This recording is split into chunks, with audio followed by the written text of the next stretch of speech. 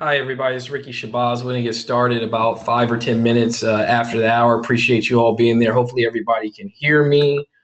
If everybody can hear me, please let me know.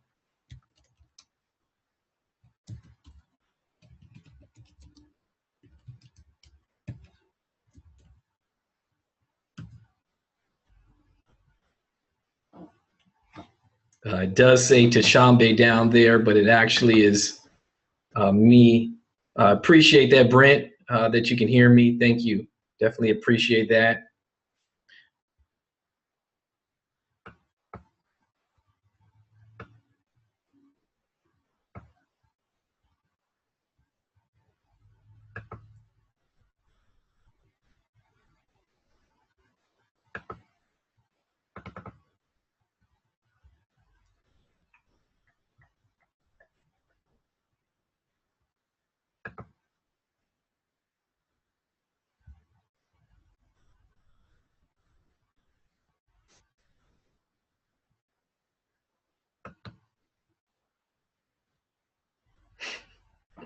Yes, I hope I do, Brent, look like Ricky Shabazz. That's who I am with Navionics. We log in with my bosses, log in to Shambe Moore. So Tashambe's not as handsome as I am. Don't tell him I said that.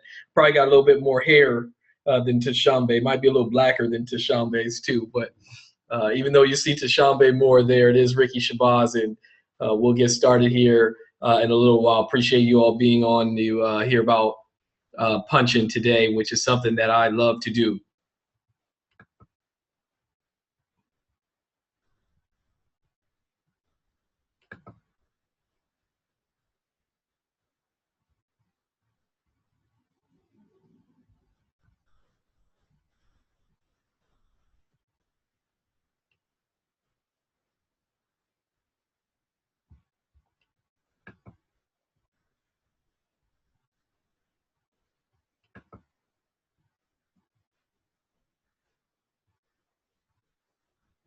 So again, it's a little bit after 6. We'll give a couple more minutes, let some people get on the line. I'm going to be talking about punching today. Ricky Shabazz, Marine Specialist, Navionics. We'll get started about 10 minutes after. This webinar will be recorded and be uploaded onto navionics.com for viewing. I am going to try to get to as many questions as possible. I'm going to talk for about 25, 30 minutes and then try to take questions for about 25, 30 minutes. And if you don't get your question answered, or you're someone who don't want to ask a question on the webinar, you're more than welcome to send me an email. I'll be giving my email out in a couple of seconds here. This is all about helping you catch more fish. I want to try to answer any questions that you have. I love to punch. It's my favorite technique. I've won a lot of money doing it. I've caught a lot of big fish punching, and it's my favorite subject to talk about. So these webinars are all about talking about fishing. And so we're going to give it about 5 or 10 more minutes. We'll get started. Let some more folks get on the line. Again, this will be recorded, and you can watch it at a later date on navionics.com.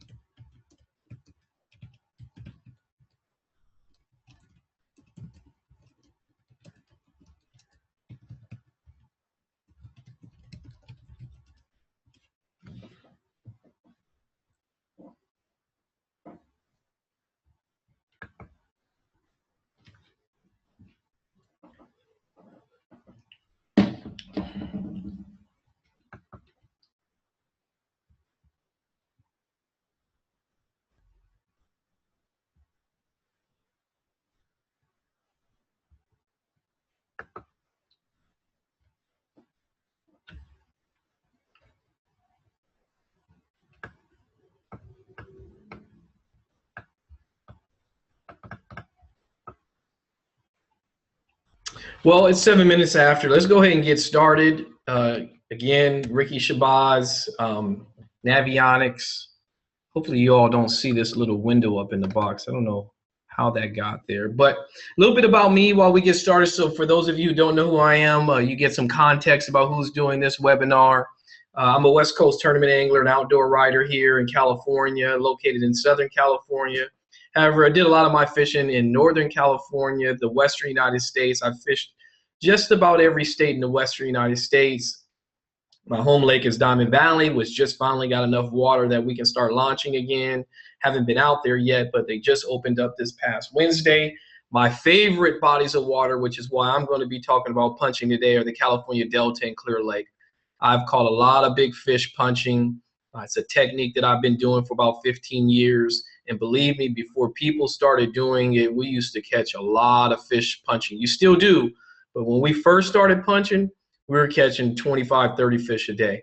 So I fish on the FLW, Costa, the Wild West Bass, One Bass, several team circuits. I'm a writer for westernbass.com, One Bass, Bass West, blog on Bass Boat Central. Do a lot of seminar speaking all over the country. I'm a marine specialist for Navionics. I do have a day job. I'm a vice president of a community college. Fortunate to have some sponsors. Want to give them a shout out. Anglers Marine, Ranger Boats, Costa, Daiwa. You see them there. I run a Ranger Z521. Again, this is not meant to be a commercial. It's meant to be about helping you catch fish. And so if you have questions about electronics or any of these companies or techniques, you got my email there, rshabazz@navionics.com. My website, please check it out, teamblingfishing.com with my team partner, Tony Lane. You can friend me on Facebook at Ricky Shabazz. Got those formalities out of the way. Let's talk about the webinar. Thank you for taking time to join this webinar. We're going to talk about 20 minutes of presentation, about another 20 or 30 minutes of questions. It'll be recorded, available on navionics.com. It says in a couple of days, more like a couple of weeks, maybe 1 or 2 weeks. Everyone is muted. You should be able to see the prompt on your screen to ask a question. I'll take questions at the end of the presentation. So if you got some questions, write them down, start typing them in, and I'll just go down and try to answer every question that I can before we run out of time. The webinar will be about an hour. Let's go over the topics. I'm going to give an overview of what is punching. I'm going to talk about the baits I use, the techniques that I use, the locations, and then we're going to get into some questions. Again, if you have a question, just click on the chat button at the bottom of the screen. We'll dive into those questions. If you don't get your question answered or you think of questions afterwards, you can always shoot me an email at rshabazz@navionics.com. So this is about advanced punching techniques. Again, you see a bait. You don't see the big weight on there. You see pennywort, hyacinth. It's going into the thickest cover where those fish like to have shade. They like to have things over their head. They're not used to a bait dropping down, and you're trying to catch a fish and pull him, or what we call jack him, out of that structure. It's about big weights, big baits, big line, big rods equal big fish. And that is my favorite color. That is a missile bait D-bomb in candy grass, which is like a green purplish. I have no idea what they think that is, but they eat that thing. Maybe imitates a bluegill. Personally, I just think a bass is not used to something coming through that heavy cover. See that 1.5 ounce weight with a punch skirt, and we're going to dive into the exact technique. So you start with a bobber stopper. I'm going to show you what a bobber stopper is. Then you have your weight. You should be able to see the pointer there. This is a punch skirt, and the reason for the punch skirt, it'll slow down the bait, gives it a little bit more bulkiness. You have some kind of crawdad style bait. In this case, this is a beaver. I do use beavers, but I am partial to a missile-based D-bomb. You have a hook that you tie a snail knot on. I'm going to talk about a snail knot, and then you've got your bait. This is a traditional punch rig right here. Your tungsten weight, punch skirt, put together with a bobber stopper, some kind of beaver style bait, a hook tied with a snail knot. So let's look at it. This is an actual bait that I got tied on right now. This is a color called candy grass, spray grass, some people call it. It's, again, green, brown with some purple in it. Got your bag of punch skirts. I will use a rattle sometimes to draw attention to that bait. If this is a slender bait, if it's tough and they're not biting, I will go to a smaller bait. This is a missile crawl. This is a D-bomb right there. In terms of colors, I pretty much keep it simple. I use some kind of crawdad color like an oxblood. I'll use a black color like a bruiser. So pretty much I stick to greens, reds, blacks, and browns. This is primarily imitating a crawdad or some kind of creature bait. Heavy cover, and sometimes I will use a rattle, and I'll insert that rattle into the plastic. It doesn't matter what kind of rattle as long as there's a rattle. So let's dive into what this technique actually looks like. So you got your punch stops, which pegs the weight. You're going to need a tungsten weight, some kind of punch hook. There's a lot of different brands out there. I'm going to talk about the brand I use. There's a lot of brands of punch skirts. I tend to use the original by Bub Tosh. It's very important to have a sensitive but light and very strong rod. I use a Daiwa Steve's punching rod. There are a lot of good rods on the market. To me, that's the best rod for punching. I'm a small guy. This is an 8-foot rod. I want to be able to keep that rod in my hand all day without having any fatigue. In terms of reel, I use a Daiwa Zillion. There's a lot of great reels on the market. Whatever reel you choose to use, you're going to need a high-speed reel. I don't use anything less than a 7-9, and I would actually recommend a 9-1. And the reason why you want a quicker rod or a faster reel is to pick up that slack. A lot of times when you're punching, believe it or not, a fish will eat that 1 ounce, 2 ounce weight on the fall. And you want to be able to pick up the slack of the line, but also using a faster reel will give you more pitches and flips throughout the day. This is absolutely a technique that you want to use braid. I use Daiwa Samurai braid. Again, there's a lot of great braid out on the market. You want to use a high quality, no stretch braided line. We already talked about the baits. You want some kind of crawdad kind of bait or some kind of creature style bait. So let's dive a little closer into the discussion in terms of punch weights. Depending on the cover, we're going to talk about different types of cover. I'll use as light as a 3/4 ounce weight, or I'll go up to as heavy as a 2 ounce weight. Pretty much when I'm punching hyacinth, which is very hard to get through, I'll use a 2 ounce weight. 90% of the time, I'm either using a 1 ounce or a 1.5 ounce weight. These other sizes, mainly 3/4 and 2 ounce, have its place. So I'll use a 3/4 if I'm punching wood. And people don't think of punching wood, but I catch a lot of fish punching wood. I'll use a 3/4 if I'm punching tules. Early spring, I like to use a 3/4 ounce just punching tules, getting a reaction bite. Hooks, I primarily use a VMC Ike approved heavy duty flipping hook. There's a lot of great punching hooks on the market right now. What you want is a hook that has a wide bend. So you see that bend on that hook? And you want a hook that has some kind of keeper on it that'll keep your bait on there. So we use a wide gap open hook. I use a 5/0 most of the time, but I will go down to a 3/0, and I always tie a snail knot. And the reason why you tie a snail knot is it allows the hook to kick up when you set the hook. Please don't tie a Palomar or any other kind of hook, kind of knot. The snail knot is the best knot. It's a very hard knot to tie. These are two different ways to tie. There's like 3 or 4 different ways to tie a snail knot. Once you learn how to tie the snail knot, it'll be quicker, but you absolutely need to tie a snail knot when punching.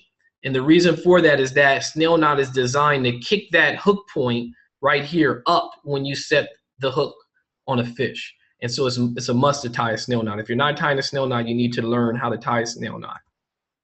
Again, I always use a punch skirt, a Bub's Paycheck punch skirt.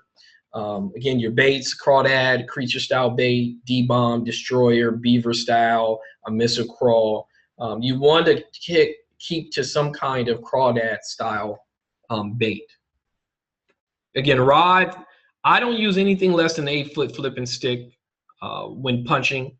Again, the rod that I use is a Daiwa SVF AGS .9, 7'9" extra heavy.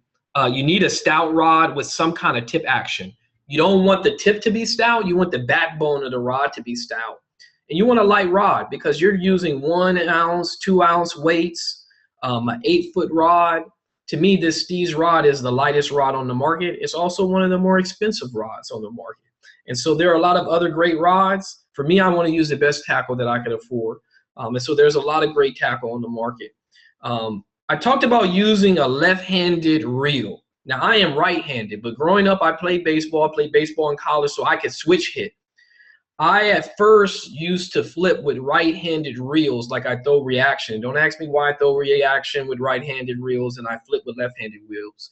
The main reason I flip with left-handed reels is my right arm is my strongest arm.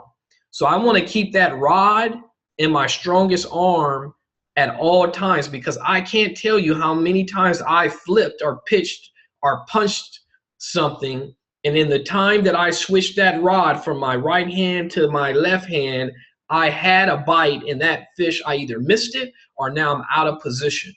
So maybe about 15 years ago, I started flipping with left-handed reels so that I always had the rod in my hand. This is probably the #1 tip right here. Two tips that you'll take away from this seminar. 1, you need to tie a snail knot when punching. 2, if you are right-handed and you're one of those guys who flip with your right hand and then switch your rod over to your left hand to reel because you're using a right-handed reel, you've got 1 or 2 choices. Either learn how to flip with your left hand, which I couldn't do because my left arm is weaker than my right arm, or start using left-handed reels because you are missing bites and you're going to lose fish just in the time that you switch that rod from your right arm to your left arm. I only use left-handed reels for flipping so that I always have my strongest arm in contact with the rod. So when that fish bites, I feel it and I jack on him as soon as he hits. In terms of braid, I primarily use 70-pound braid, but I will go down to 55 or 30. Like a clear lake like Havasu where I'm punching mainly tules, I'll go down to 30 or 55. Places like the Delta or Clear Lake, I won't go any lighter than 70-pound braids. Some people, I don't do this, but I do know some people who will use a braid to fluorocarbon leader where they're maybe using 30 or 40-pound fluorocarbon. Personally, it's dark underneath when you're punching. I'm going to show you a picture of underneath a mat. The fish can't see the line. They're not line shy. So for me, I don't want to tie a knot other than to my hook. And so I only use straight braid. Another thing I do in terms of tips is I keep all my baits in bags that are marinating with smelly jelly and bang. And I do that for a couple of reasons. 1, it makes the bait slippery. So when you're punching, and we're going to look at some structure, but when you're punching, sometimes it's hard to get that bait through the vegetation. You're primarily punching vegetation. By having my baits marinating or soaking in smelly jelly or bang, it makes that bait real slippery. And so I'm going to get my bait through that vegetation easier than someone who just takes a bait out of a bag. So I keep all my baits in little baggies that are full of smelly jelly and bang. And I pretty much use some kind of crawfish smell. On the right-hand side, you see my setup. That's the original Steez flipping stick, 1.5 ounce tungsten weight, Bub's punch skirt, and a D-bomb on a Zillion 7.9 reel. This is why I only use braid. Bass love heavy Bass love heavy cover, and you can see by looking at that cover that is dark down there. You can't see that line. That fish can't see that line. You see that about 5 or 6 pounder about to eat that flip bait that just went through that vegetation. So it's dark underneath there. And you can see back in the back, look at all those fish back there. So there are tons of fish. And a lot of times when you're punching, you're looking for schools of fish that live underneath there. They're not used to a bait coming through there. And so they're down there looking for crawdads and bluegills or anything that swims by. And this is what the structure looks like. This is a picture taken from the California Delta. Primarily, I'm looking for grass lines. This is an example. The top picture is an example of a grass line. The bottom picture is actually the same spot, but a picture of hyacinth. You can see that pole. So as the water drops, because the delta is a tidal fishery, you'll start targeting the grass. As the tide comes up, you'll target the tules and the hyacinth. 90% of the time, I'm looking to punch grass lines. Outside of that, I'm looking for trash pockets. I'm looking for wood. I'm looking for tules. And about 6 years ago on the Delta, I got on this amazing bamboo punch bite. There was bamboo grows in the Delta. It doesn't grow everywhere. It grows in certain parts of the Delta, and the bass will get in bamboo. And I've caught several 8, 9, 10 pounders punching out of bamboo. And so when you're punching, you're really doing one of 4 things. You're either shaking that bait through so that it drops. Once you get through, you're either hopping the bait, or you're pumping it, or you're dropping it, meaning they eat it as it goes through the cover, or you're dead sticking. You're flipping it over there, you're shaking it through, and you just let it keep there for a couple of seconds. These are the 4 types of presentations that I use for punching: the shake, the hop or the pump, the drop, or the dead stick. And based on the activity of the bass, they're going to hit on one of those 4 types of techniques. I would say by and large, most of the big fish I catch come on the initial drop. However, I have caught big fish hopping it. So I'll pitch it over there, shake it through, free spool my line, let it go to the bottom. If I let it stick there for a little while, dead stick it, and then I'll hop it 2 or 3 times. And if it's a good spot, I may hop it 5 or 6 times. If I don't get anything, I reel in and go back over there. And that's the key to catching fish punching. You're either going to shake your bait through, you're going to hop it, you're going to drop, and you're going to dead stick it. And using the fish attractant like the bang and the smelly jelly is going to allow you to get that bait through there quicker. And using a high-speed reel is going to allow you to pick up the line quicker so that you can punch more spots. This is an example of what a good punch spot looks like. Well, how do you find a punch spot? We use our mapping software to find a punch spot. So here's a lake, Clear Lake. The difference between punching using sonar charts of platinum versus a regular Navionics. So on the left side, you have a Platinum Plus chart. We use these satellite overlays to find spots on lakes that have undercut banks, that are creeks, spots that have kind of vegetation in them that a bass is likely to be. Well, what does that look like? So again, here's a Platinum Plus with a satellite overlay of 3 creeks on Clear Lake. Well, you can see that those contours go all the way back in there.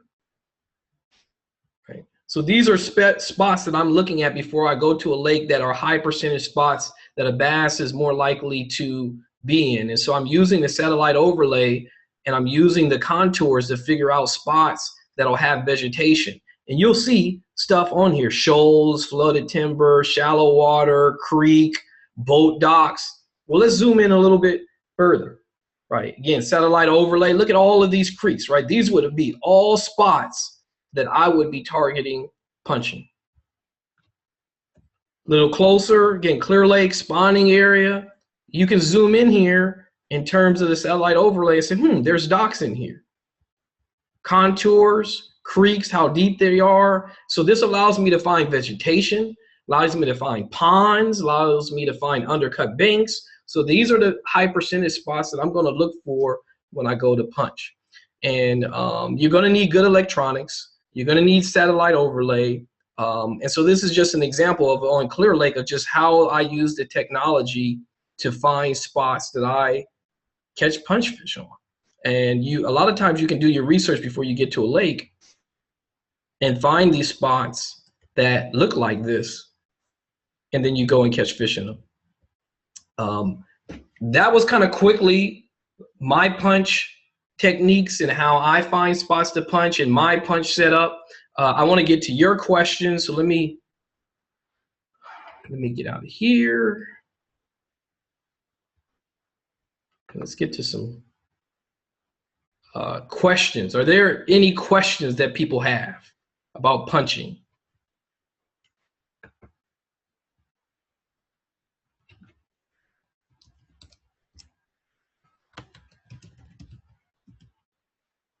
Does anybody have any questions?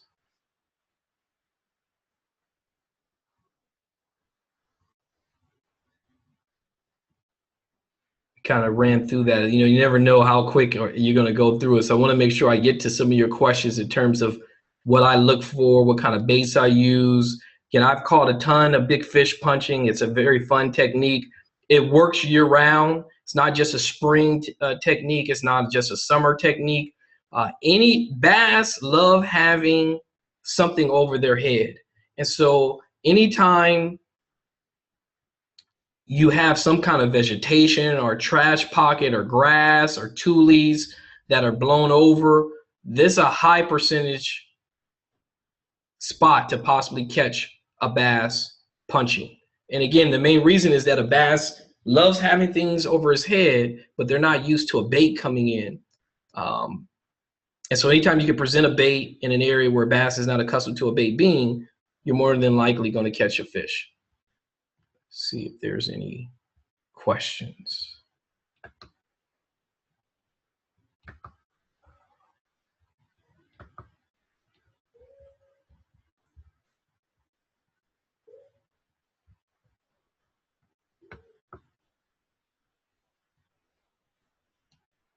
And I saw Ken, looks like you had a question, but I didn't quite understand the question.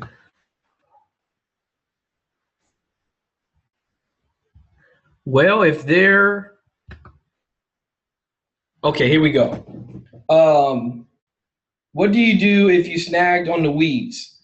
In general, you won't get snagged. That's where using the heavy weight comes in and using the fish attracted on your bait. That 1 ounce, 1.5 ounce, 2 ounce weight will go through those weeds. Sometimes you've got to throw your bait high in the air and let it go down. Sometimes you just shake your bait, you flip over and maybe your bait's on the top, you find a hole in the weeds and you shake that bait, and because of that, how slippery it is with that fish attracted, that bait will fall through the grass, and that's when you'll get hit. Or you'll hop your bait, and then you'll get bit. So the whole notion of punching is going through that cover, whether it be weeds, whether it be hyacinth, whether it be dead tules, whether it be bamboo. The whole purpose of using that 1 ounce weight, 2 ounce weight, 1.5 ounce weight is to get that bait through that grass or that cover, because what it is there's caverns down there that the fish live in. And you're putting that bait in that cavern, and a bass doesn't have arms. So the way a bass investigates something is through its mouth. So all of a sudden that bass is in that cavern in the weeds, you shake that bait through and that bass will bite. Any great question, anonymous viewer. Any other questions?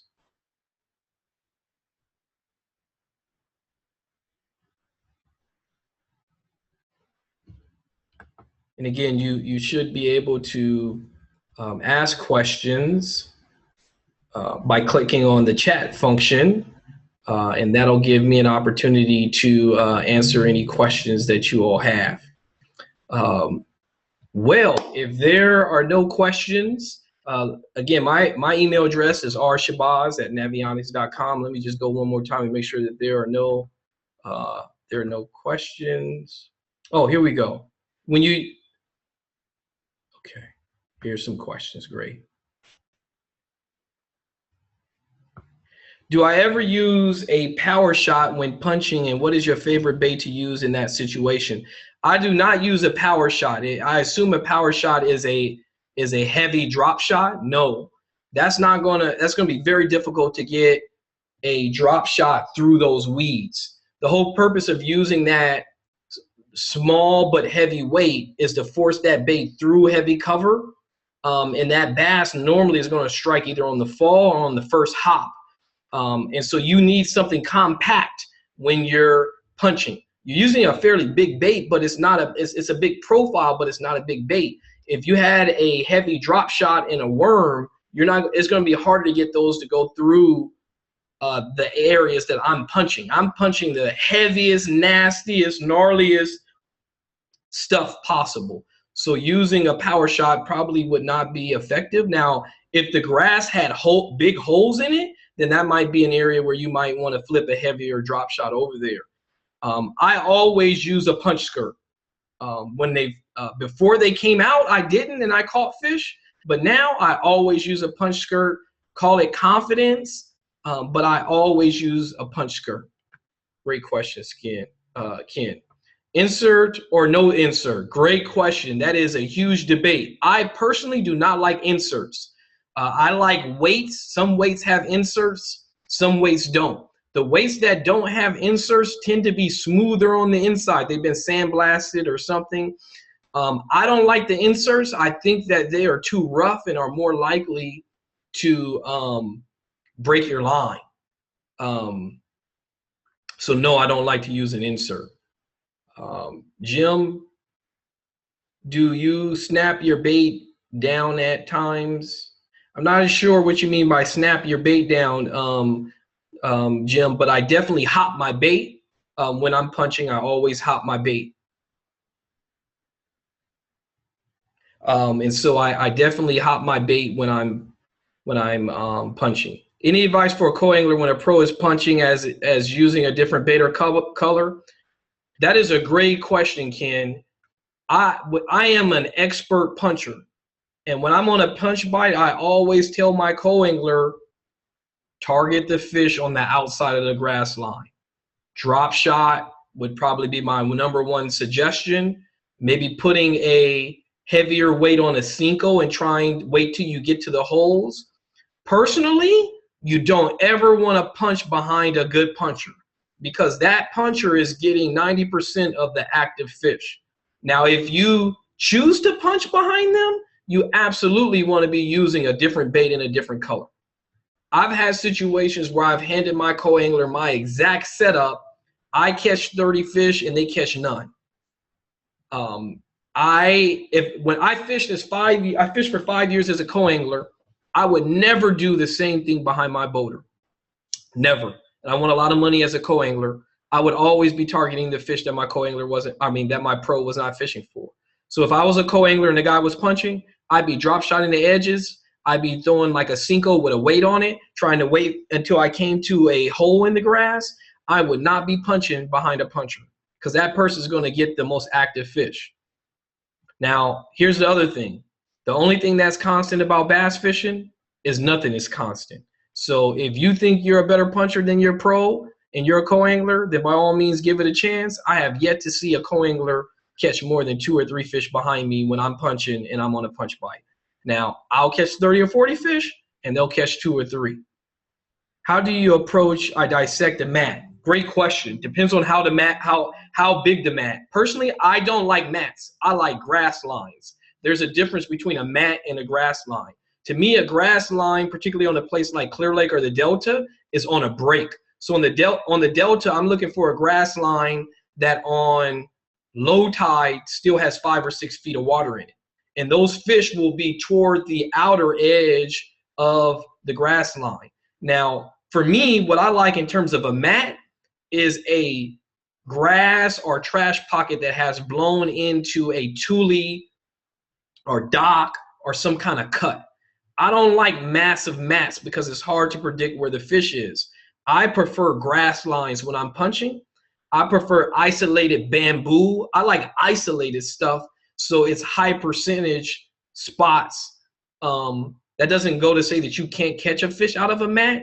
I typically don't like fishing mats. I like fishing grass lines, and I like fishing isolated smaller pockets or mats, what you would call them. Any great questions? Any other questions for folks out there? Again, this is about you all answering your questions and getting them answered. This webinar will be taped and uploaded on navionics.com for future viewing. You can go back to it. If you have questions, you can absolutely email me at Shabazz@navionics.com. Any other questions before we shut down the webinar? Any other questions? Great questions. Let me make sure I answered all of the questions that folks had.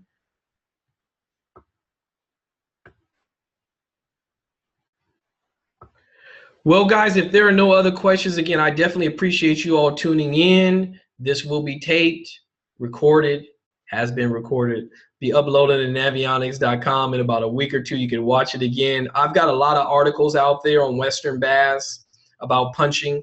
I love to talk fishing. If you have questions about electronics or anything, please shoot me an email, rshabazz@navionics.com. Thank you for tuning in. You can go to navionics.com and see all the other webinars. There are tons of webinars that we're doing. All of the staff at Navionics, there's at least 2 or 3 webinars going on every week. And it's all about helping you catch more fish. Good luck out there. Catch a big one. Appreciate you all tuning in. Take care.